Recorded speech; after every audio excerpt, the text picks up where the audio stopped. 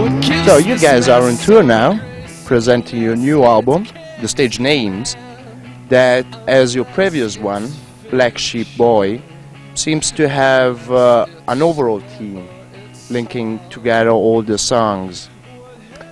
But whereas Black Sheep Boy was, let's call it an epic record, where you were describing life-changing moments, the Stage Names seems to be more down to earth, seems to be more human.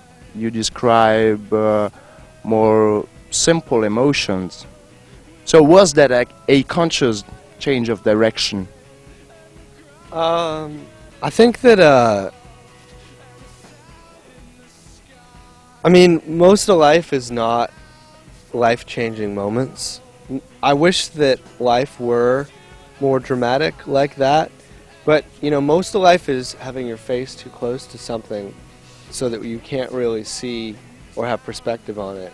And there's a lot of, like, stupid shit that people, you know, worry about or argue about or get caught up in. And, you know, when we look back at it, you know, you think about how much happens to you in one day. I think we probably remember from any given day, like, what, 1% of the day, you know what I mean? Like, the most dramatic thing, the best part. And I wanted to kind of write about that stuff, about the kind of day-to-day grind of one day after the other in a kind of a boring, hammering on your skull with boringness kind of way.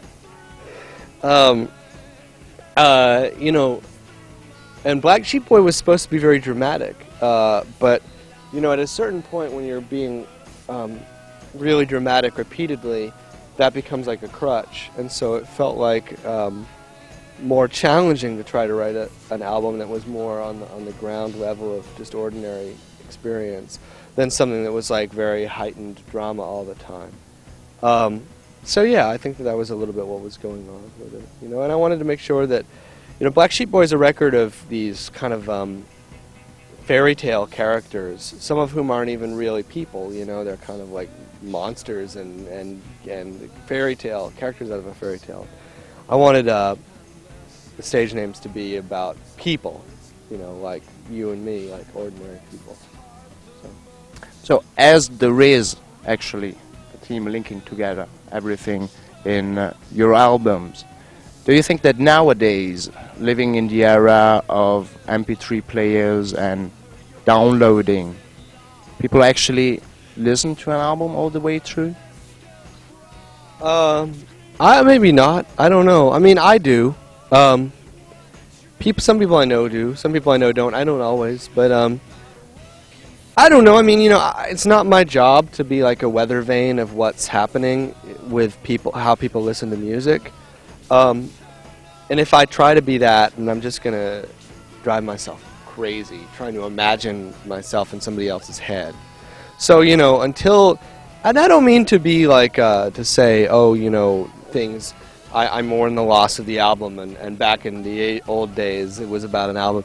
And I think that no matter whether you think something's good or bad, you have to try to be optimistic, because otherwise you just become a grumpy old man, like, really quickly. For me, I enjoy making a collection of something. You know, whether you're talking about like a fashion collection of outfits, or like a collection of dishes on a menu to make something that will all work together, or a collection of photographs hanging in a gallery. It feels nice when everything's all together and has the different songs are talking to each other. You know, like they're all sitting in a room, a bunch of people sitting in a room, and they start to get to know each other and talk and share things. That's just fun for me. It's not to say that I feel like every record should be like that, or every Okkervil record should be like that.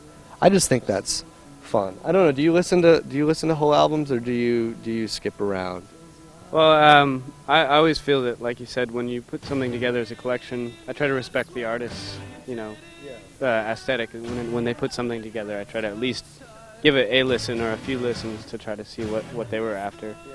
But at the same time, I do really enjoy making mixtapes, and, you know, playlists or whatever are just digital mixtapes. So I don't think there's anything, you know, and the music horrid about that. The music belongs to everybody. I mean, like, for example, I think that Ziggy Stardust, the David Bowie record, would be better if It Ain't Easy was not on it. That song doesn't really do it for me. So I don't have that song on my iPod. So, and that's a very normal thing. When I listen to that record, I always forget that It Ain't Easy is not on there, because in my version of it, it's not on there. And I think that's a really normal thing. Everybody's like that. They take the songs that... I mean, you have to listen to a song at least 3 times, I think, to decide if you really don't like it or do like it. But I like I like that. I think it gives everybody a chance to, in a very subtle way, be artistic with their listening. And it's subtle, but it's the same way as the artist choosing the songs. But yeah, I think you're right. You know, you respect the artist. You have to understand that whether or not the artist made a good decision or a bad decision, they thought about it really hard, and they cared about it more than you care, because it was their work. So at first you go, yeah, I'm going to give it a chance. I'm going to listen to this repeatedly and see if I agree that this is the best way to project this. But ultimately, once a song leaves your mouth, it's everybody else's. So I don't want to like grab the songs and be like, no, mine. You know, I'm flattered that anybody gives a rat's ass. You know. So.